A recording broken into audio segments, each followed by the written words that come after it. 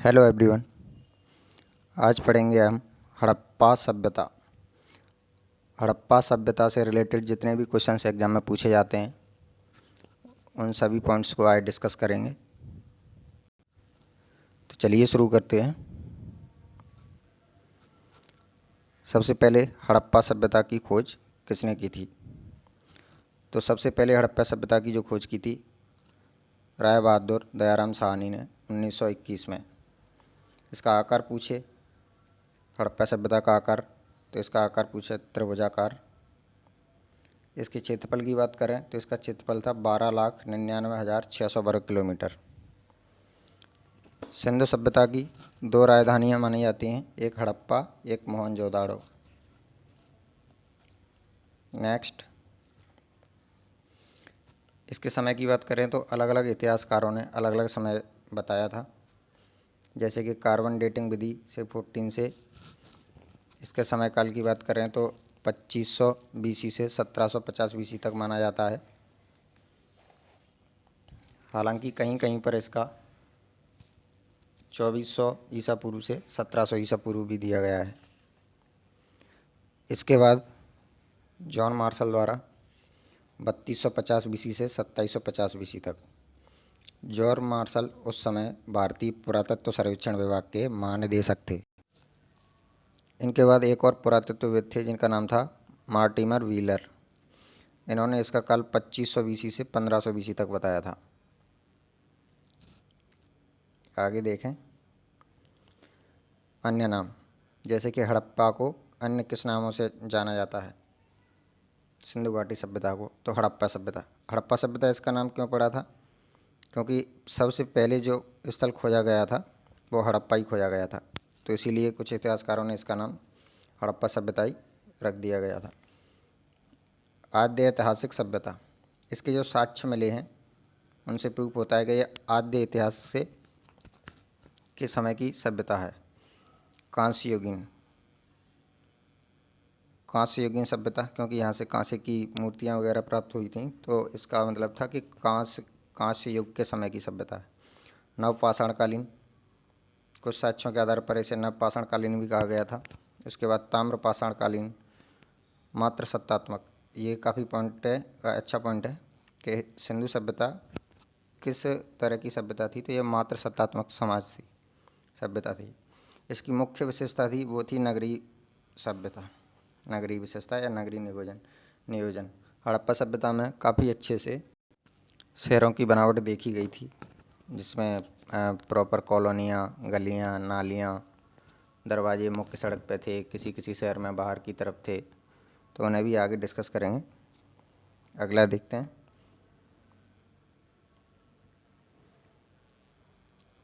इसके विस्तार की बात की जाए, जैसे कि हड़प्पा सभ्यता का उत्तर में विस्तार कहाँ तक था? तो हड़प्पा सभ्यता का उत्तर में जो विस्तार था ये मांदा करके है, मांडा नहीं मांदा, यह जम्मू कश्मीर में है, चनाब नदी के किनारे।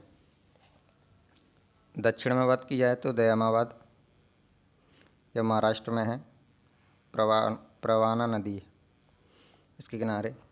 इसके बाद आलमगीरपुर, यह यूपी में है, हिंडन नदी के किनारे।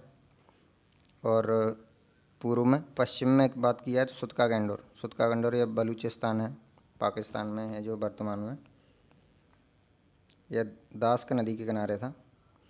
हड़प्पा सभ्यता की जो पूरे ऐसे बात की जाए वर्ल्ड में तो सर्वाधिक स्थान यहीं पे मिले, बलूचिस्तान में, दास्क नदी के आसपास ही इनका सर्वाधिक उत्खनन किया गया था। शैली, अब शैली की बात की जाए तो हड़प्पा सभ्यता की शैली कैसी थी? हड़प्पा सभ्यता की जो शैली थी वो भाव चित्रात्मक थी, यानी कि इसमें चित्रों के द्वारा लिपि को वो शैली को दर्शाया जाता था। इसकी लिपि देखी जाए तो सर्पिलाकार थी, इसमें यू और मछली के आकार के अक्षर होते थे। यह मूलतः राइट हैंड से लेफ्ट हैंड की साइड लिखी जाती थी, जैसे कि उर्दू लिखी जाती है। इसकी जो लिपि थी हड़प्पा सभ्यता की, पर राइट हैंड से लेफ्ट हैंड की साइड थी। इसकी हड़प्पा सभ्यता की जो मूल विशेषता थी वह थी नगरीय नियोजन। इसमें लिपि में राइट से लेफ्ट होती थी, फिर ये नहीं कि अगली लाइन राइट टू लेफ्ट, पहली राइट टू लेफ्ट, फिर अगली लेफ्ट टू राइट, फिर राइट टू लेफ्ट, इस तरह से इसकी लिपि को देखा गया था। यहाँ ये क्वेश्चन भी कई बार एग्जाम में पूछा जा चुका है कि सिंधु सभ्यता की सड़कें कितनी डिग्री एंगल पर क्रॉस होती थी। तो यह था 90 डिग्री, 90 डिग्री के एंगल पर क्रॉस होती थी सिंधु सभ्यता की सारी सड़कें। अब बात करते हैं हड़प्पा सभ्यता के प्रमुख स्थलों के बारे में। जैसे कि हड़प्पा, यह पहला स्थल था हड़प्पा सभ्यता का जिसे खोजा गया था। इसकी खोज राय बहादुर दयाराम साहनी ने 1921 में की थी, रावी नदी के किनारे। यहाँ से क्या क्या प्राप्त हुआ वो भी देख लेते हैं। तो R17 कब्रिस्तान, ये पूछा जाता है कई बार एग्जामों में। R17 कब्रिस्तान कहाँ से प्राप्त हुए थे, तो ये हड़प्पा से प्राप्त हुए थे। यहाँ से 12 अन्नागार मिले हैं। अन्नागार हड़प्पा के अलावा मोहनजोदड़ो और कालीबंगा से भी मिले हैं। इसमें ये भी पूछा जाता है घरों के द्वार किस ओर खुलते थे, तो यह पीछे की ओर खुलते थे और 6-6 पंक्तियों में घर मिले थे हड़प्पा सभ्यता में। श्रृंगारदान मिला था, ये काफ़ी अच्छा पॉइंट है श्रृंगारदान वाला। श्रृंगारदान और नटराज की मूर्ति, याद रखें नटराज की मूर्ति और कांसे की नृत्य करती हुई मूर्ति दोनों अलग अलग हैं। नटराज की जो मूर्ति है वो ये हड़प्पा से प्राप्त, जबकि जो कांसे की नृत्य करती हुई मूर्ति थी वो प्राप्त हुई थी मोहनजोदड़ो से। इसलिए कंफ्यूज नहीं होना है, याद रखना है आपको अच्छे से। अगला स्थल है मोहनजोदड़ो। मोहनजोदड़ो में इसमें पढ़ेंगे इसकी खोज। तो इसकी खोज की थी R.D. बनर्जी, राखलदास बनर्जी ने 1922 में। यह सिंध नदी के किनारे है। इसका मोहनजोदड़ो का जो अर्थ होता है वो होता है मृतकों का टीला, इसीलिए इस स्थल को मृतकों का टीला भी कहा जाता है। यह सिंधु सभ्यता का सबसे पुराना स्थल है। ये पॉइंट याद रखना है आपको कि सिंधु सभ्यता का सबसे पुराना स्थल कौन सा है या सबसे प्राचीन स्थल कौन सा है, तो वह है मोहनजोदड़ो। यहाँ से कांसे की नृत्य करती हुई मूर्ति प्राप्त हुई। सूती कपड़े एवं कुएं के अवशेष, ये सूती कपड़ा अच्छा पॉइंट है, इसको याद रखना है आपको। सूती कपड़े के अवशेष कहाँ से प्राप्त हुए, तो वो मोहनजोदड़ो से प्राप्त हुए। सेल खड़ी, ये भी पूछा जाता है। एक ये हाथी दांत की तराजू, ये हाथी दांत की चूड़ियाँ नहीं है, तराजू है, इसको याद रखना है आपको, कंफ्यूज नहीं होना है इस पॉइंट में। विशाल अन्नागार एवं स्नानागार, यह कालीबंगा और हड़प्पा से ही प्राप्त हुए, इनको याद रखना है, 3 जगह से प्राप्त हुए थे। इसके बाद अगला स्थल है कालीबंगा। कालीबंगा की खोज देखें हम तो अमलानंद घोष, इसको ये घोष भी कहा जाता है, अमलानंद घोष ने की थी 1951 में घग्गर नदी के किनारे। हालांकि डेट याद रखना जरूरी नहीं है सभी की, मोहनजोदड़ो और हड़प्पा की याद रखना। यहाँ से हवन कुंड यानी 7 श्रृंखलाओं में अग्निवेद का प्राप्त हुई थी, 7 श्रृंखलाओं में। जैसे बना रहते हैं ना हवन कुंड के लिए स्थान बने रहते हैं, अपन कई जगह हवन यज्ञ देखते हैं वहाँ पे, तो यहाँ से 7 श्रृंखलाओं में हवन कुंड प्राप्त हुए थे। उसके बाद काले रंग के पत्थर की चूड़ियाँ, ये भी प्राप्त हुई थी। ये याद रखना है आपको, कालीबंगा कहाँ पर है, तो ये है राजस्थान में। यहाँ से ऊँट की हड्डी, ऊँट का प्रचलन ये नहीं है कि राजस्थान में सर्वाधिक ऊँट पाए जाते हैं, ऊँट हमेशा से ही राजस्थान में थे। एक मेसोपोटामिया की मुद्रा, मेसोपोटामिया को वर्तमान में इराक कहा जाता है। स्वास्थ्य का चिन्ह, ये भी याद रखने वाली चीज़ है, ये अभी का नहीं है, जैसे अपन यूज करते हैं सातिया बोलते हैं इसको, ये उस समय कालीबंगा से प्राप्त हुआ था। और यहाँ से कपास के साक्ष्य प्राप्त हुए, इसको याद रखना है। कपास को सिंध सभ्यता के लोग सीडन कहा करते थे, ये भी अच्छा पॉइंट है, बहुत अच्छा पॉइंट है। इसको सिंधु सभ्यता के लोग कपास को क्या कहा करते, तो वो कपास को सीडन कहा करते थे। अगला स्थल है लोथल। लोथल की बात करें तो इसकी खोज की थी रंगनाथ राव ने, यह भोगवा नदी के किनारे है। स्थान इसकी बात करें ये कहाँ पर है, तो ये है गुजरात में। यहाँ से बंदरगाह के साक्ष्य मिलते हैं, यह उस समय का प्राचीनकालीन बंदरगाह था। यहाँ से चावल के साक्ष्य प्राप्त हुए हैं, घोड़े की मूर्ति प्राप्त हुई है। एक पॉइंट और याद रखना, घोड़े की मूर्ति लोथल से, जबकि घोड़े की हड्डियाँ तो ये प्राप्त हुई थी सुरकोतड़ा। सुरकोतड़ा से। ये याद रखना है आपको। एक ही कब्र में महिला और पुरुष की समाधि के साक्ष्य मिला गया, मतलब महिला और पुरुषों को दोनों को एक साथ दफनाया गया था। तो इसके साक्ष्य कहाँ से मिले? तो वो लोथल से। यहाँ से फारस की मुद्रा भी मिली थी। फारस यानी ईरान और मेसोपोटामिया यानी इराक। अगला स्थल देखते हैं, चनुदड़ो। चनुदड़ो देखा जाए तो चनुदड़ो कहाँ पर था? तो यह था औद्योगिक नगर था। यहाँ से मनका बनाने का कारखाना प्राप्त हुआ। मनका समझते हैं? टकसाल। मनका बनाने का कारखाना कहाँ से प्राप्त हुआ? चनुदड़ो से। यह उस समय का औद्योगिक नगर था, यानी कि इंडस्ट्रियल एरिया था चनुदड़ो। इसकी जो खोज की थी गोपाल मजूमदार ने। यह सिंध नदी के किनारे है। यहाँ से ये पॉइंट है जो सर्वाधिक पूछा गया है, लिपस्टिक। लिपस्टिक के साक्ष्य कहाँ से मिले थे? तो वो मिले थे चनुदड़ो से। ज़रूरी नहीं है कि औरतें वर्तमान में ही इन चीज़ों का यूज करती हों, सिंधु सभ्यता के काल में भी करती थी। लिपस्टिक तो भाई उनका गहना है, उनका अधिकार है उस पर। एक ये पॉइंट याद रखना है, इससे एक शहर की किलेबंदी नहीं थी। सिंधु सभ्यता में सभी जैसे किलों की बाउंड्रियाँ की जाती हैं, चारों तरफ से बड़ी बड़ी दीवारें, तो चन्नूदड़ों की किलेबंदी नहीं थी। एक ये पॉइंट अच्छा है इसमें, झूकर झांकर संस्कृति के प्रमाण। ये कहाँ से प्राप्त हुए? तो ये प्राप्त होते हैं आपके चन्नूदड़ों से, झूकर झांकर संस्कृति के प्रमाण। अगला देखते हैं, बनमाली। बनमाली जो स्थल है, इसकी खोज किसने की थी? इसकी खोज की थी रविंद्र सिंह बिष्ट ने। यह रंगोई नदी के किनारे है।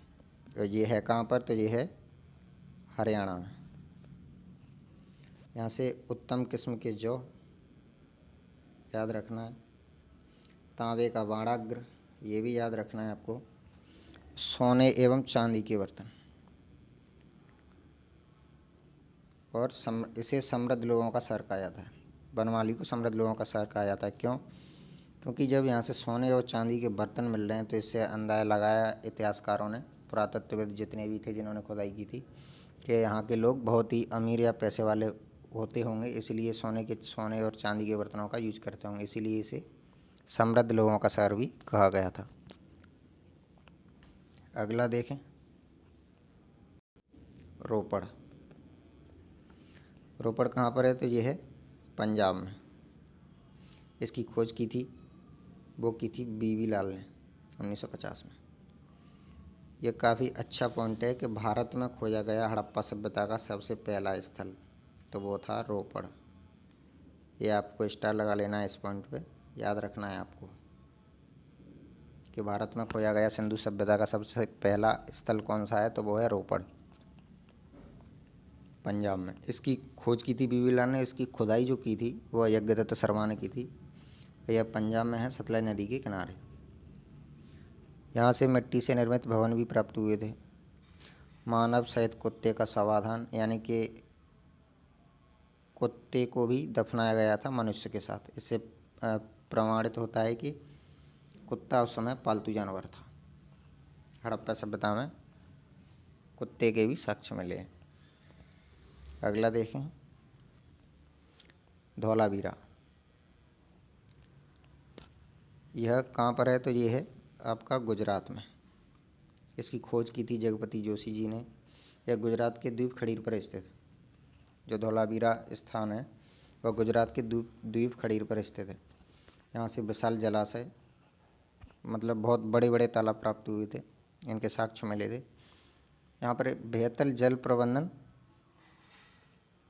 की व्यवस्था को भी खोजा गया था। यहाँ पर तालाब थे, उनसे नहरें निकाली गई थीं और शहर को पानी प्राप्त होता था। तो ये सारी चीज़ें इनके साक्ष्य मिले थे, तो ये मिले थे धौलावीरा से। धौलावीरा का अर्थ ही होता है बेहतर जल प्रबंधन। यहाँ से याद रखना, एक खेल स्टेडियम भी मिला है धौलावीरा से।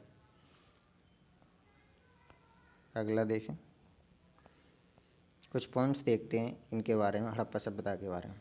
जैसे हड़प्पा सभ्यता से 9 फलों का प्रमाण भी मिलता है। उस समय फलों के भी प्रमाण थे, तो 9 फलों का प्रमाण मिलता है हड़प्पा सभ्यता से। उस समय जो वस्तु विनिमय प्रणाली चलती थी लेन देन के मामले में, जैसे आजकल पैसों से कुछ चीज़ें खरीदते हैं, उस समय वस्तु विनिमय प्रणाली, यानी कि तुम मुझे ये चीज़ दे दो, मैं इसके बदले तुम्हें वो चीज़ दे देता हूँ। तो एक दूसरे से ऐसे इंटरचेंज करते थे, पैसों का आदान प्रदान नहीं करते थे। तो वस्तु विनिमय प्रणाली चलती थी। यहाँ से एक सींग वाले बैल के अवशेष प्राप्त हुए, से एक सींग वाला गैंडा भी बोलते हैं कई लोग। जैसे आपने एक मूवी आई थी मोहनजोदाड़ो, उसमें दिखाया गया था। तो ये भी याद रखना है कि एक सींग वाले बैल के अवशेष प्राप्त हुए थे सिंधु सभ्यता से। सिंधु सभ्यता का जो पवित्र पक्षी है वो कौन था? फाक था। फाक था, हालांकि मुझे ये तो पता नहीं पक्षी कौन सा होता है, बट ये याद रखना है आपको, सिंधु सभ्यता का सबसे पवित्र पक्षी कौन सा था, तो वो था फाक था। पवित्र वृक्ष की बात करें तो पीपल, पीपल की उस ज़माने में भी पूजनीय था, वर्तमान में भी पीपल देव की पूजा की जाती। आगे देखें, घोड़ी के हड्डियों के साक्ष्य, मतलब घोड़े की हड्डियों के साक्ष्य कहाँ से मिले थे? ये मिले थे सुरकोटदा। याद रखना है आपको, घोड़ियों की हड्डियों के साक्ष्य कहाँ से मिले थे? सुरकोटदा से। और जो घोड़ी की मूर्ति मिली थी, एक मूर्ति भी मिली है, वो मिली थी लोथल से। एक पॉइंट ये भी है कि बाजरा के प्रमाण, उस समय बाजरा की भी फसल की जाती थी। बाजरा के प्रमाण कहाँ से मिलते थे? ये मिलते थे रंगपुर से। इसके अलावा लोथल से भी मिले बाजरा के प्रमाण। ये याद रखना है आपको कि सिंधु सभ्यता के सर्वाधिक साक्ष्य भारत में कहाँ से मिले हैं? तो ये मिले हैं गुजरात से। अभी भी खुदाई चालू है, निकलते ही रहते हैं काफ़ी। अभी तक भारत में कुल लगभग 925 से प्लस स्थान खोजे जा चुके हैं भारत में सिंधु सभ्यता से रिलेटेड। कुछ हैं 425 कर प्लस करके हैं जो कि पाकिस्तान में खोजे जा चुके हैं। तो ये भी याद रखना है आपको, 925 प्लस भारत अभी तक जो स्थान खोजे जा चुके हैं भारत में। चंदगढ़ की किलेबंदी नहीं थी, तो सबसे पहला खोजा गया स्थल था वो था हड़प्पा, जो बताया था पिछली स्लाइड में। अगला देखें। बस इतना ही था, कुछ पॉइंट्स थे जो डिस्कस किए इस वीडियो में। आशा करता हूँ आपको वीडियो पसंद आया होगा। अगर वीडियो पसंद आया तो चैनल को सब्सक्राइब करें, वीडियो को लाइक करें, शेयर करें। जय हिंद दोस्तों।